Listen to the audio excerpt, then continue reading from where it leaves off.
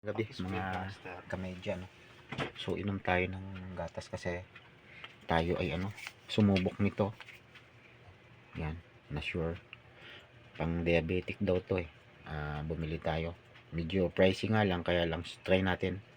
So ngayon ay check time, alas 12 na ng gabi. Gabi na rin ako nakadating. At ang procedure daw ng pagtimpla nito, sabi nung nakausap ko, sa online kasi ako nag order. So hindi ka pwedeng uminom nito na walang laman yung tiyan mo. Kinakailangan kung after breakfast, 30 minutes before uminom ka nito. And ganun din sa hapon, sa gabi kung mag-dinner ka, after dinner 30 minutes saka ka magtimpla.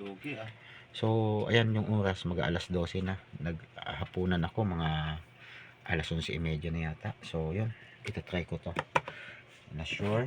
Sabi kasi nung nagkausap sa akin, if you want hot or cold water, so inano ko kasi yung medyo mainit para matry naman. Sabi niya yung timplada daw nito ay 2 teaspoon at dalawang puno dito hanggang 3. So mahal nga, kaya dadalwahin na lang natin, no? 2 scoop lang muna. So good for 15 days na raw to. Ayan, at yun nga, tulad ng iba, hindi na rin kasi muna ako umiinom ng metformin. Tumigil muna ako at subukan ko to, no, kung ano yung tama sa akin. Kasi sa mga napapanood ko, ayon dun sa mga vlog ng ibang mga artista, no, at ibang gumagamit, ay maganda daw sa katawan. So ayan, at ako naman ay hindi pa naman ganun kalala yung aking sakit, I'm stage 2. Pero tingnan natin kung ano yung magiging epekto nito sa katawan, no? Kasi hindi na nga ako uminom ng metformin at nung other aking tablet, gamot. So ito na lang muna. So yung ibang mga video kung paano na nakabili, kung paano ako nakipagnegosasyon doon sa online, ay nandyan din sa mga vlog ko na yan, no? Diyan sa Mediabetics. So haluin ko muna. Ito yung unang pagkakataon kasi na ma-monitor ko din. It's the first night na iinom ako ng na-sure na gatas, no? Kung ano ba yung lasa at ng gatas na to, at kung ano yung magiging epekto o tama nito sa aking kalusugan, ayan, na-sure. Hindi sa ini-introduce natin, nag-try lang tayo kasi marami mga artista na gumamit din ito eh. At baka sakali din ako na giginhawa yung aking pakiramdam. Okay, ayan, binuboil ko na o hinahalo ko na. Ayan, so i-documents ko lang ito para within 15 days malaman nga natin, kasi ito daw consume naman daw to within 15 days, sabi. Pero ang inom mo dapat nito ay twice after meal, at saka yun nga, breakfast, at saka yung sa hapon sa dinner. Ayan, hindi ko na pinuno kasi ganun din naman yun eh.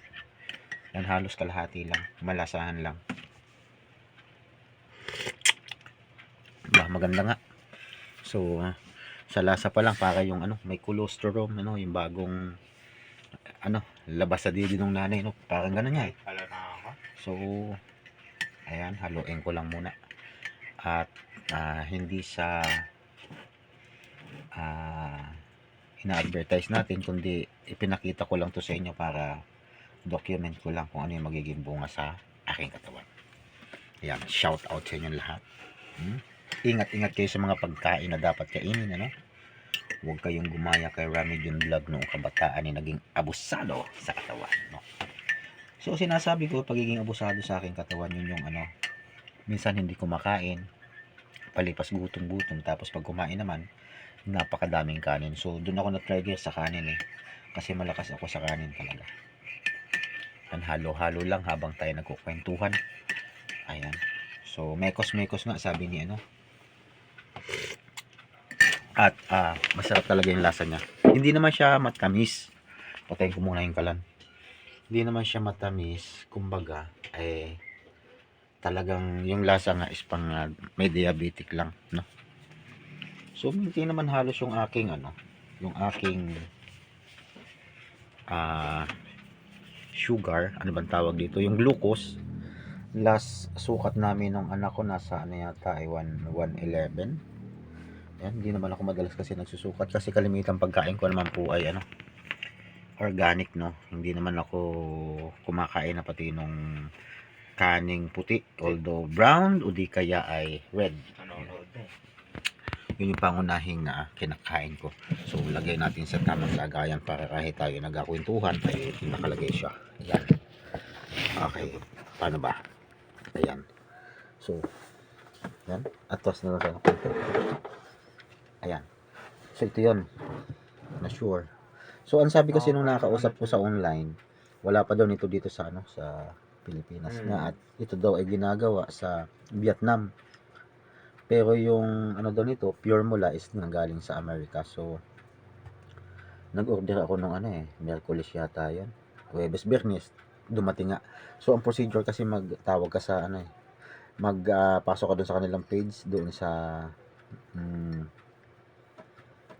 messenger nila, and then tatawagan ka naman. Ayan. So ngayon yung first night drink ko nito. Ano ba ngayon? Pizza.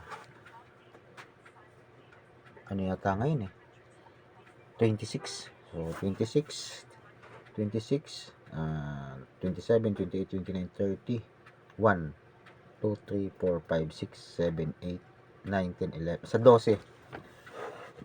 15 days, no? Ayan. Mekos lang natin. Shoutout nga pala doon sa may mga mga diabetes all over the country. Huwag kayong matakot doon sa sakit niyan. Basta follow lang tayo doon sa tamang regulasyon, hindi tayo maliligaw. Tuloy lang laban. Ganun lang talaga buhay. So nagkasakit man tayo hindi dahil sa iba kundi sa ating kapabayaan, sa ating sarili at pag-abuso. Yun lang yan. At nandito tayo ngayon upang ituwid lahat yun, no? Ganun lang yun. Sarap. Ayun, malaki yung yung binagsak ng aking katawan mula nung ako na-diagnose na may diabetic. Siguro mga kung may 5 kilo meron yata na nawala sa aking timbang. Ayan, bilisan ko na at yan, na-sure.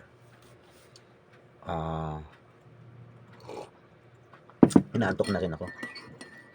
Para lang siya yung yung lasa niya. Para lang siya yung isang gatas ng kambing o ng baka. Ganun lang yun. Ay sinasabi na parang natural na lasa lang. Pero I mean, ito may gamot to. Kasi hindi ka nga nito makakainom, mga kaibigan, kung wala pong laman yung tiyan nyo. Akala ko tulad ng iba na pagkagatas, kahit gutom pwede, ito hindi. Hindi ka pwedeng uminom nang walang laman yung tiyan nyo. Yun yung explanation ng babae na nagkausap kami. Anyway, marinig nyo din naman dyan i-upload ko din naman yun, yung usapan namin ng babae. Okay.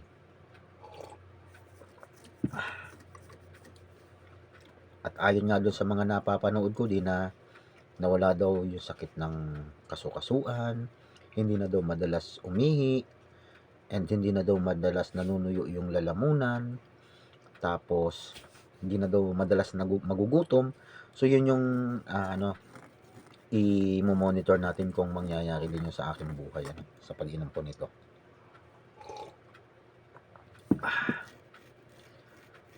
Ano pa ba? So yun lang naman, yun lang. So ito yung first.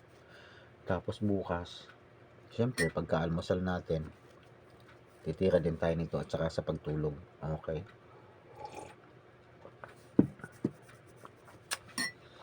At kung ito man ay malaki ang maitutulong natin sa katawan natin, to maganda.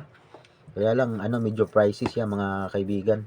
Sa unang sa unang order mo nito ay 50% off. Ibig sabihin to pag unang order mo ay 999. So sa pangalawang order mo ay umaabot siya ng halos 2,000, 1,999. Yan. Grabe, budget talaga ang pagbili nito.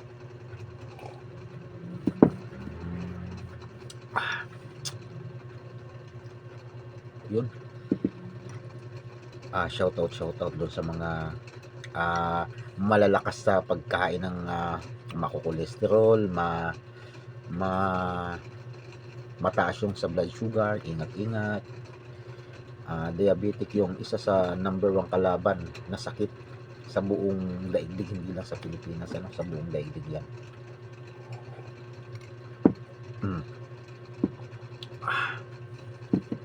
Itinimpla ko to kasi gusto ko medyo maligamgam.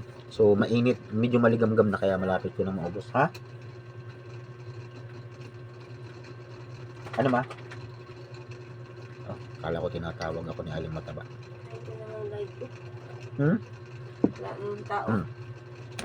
Shoutout kay Aling Mataba. Kaway ka naman sa aking vlog.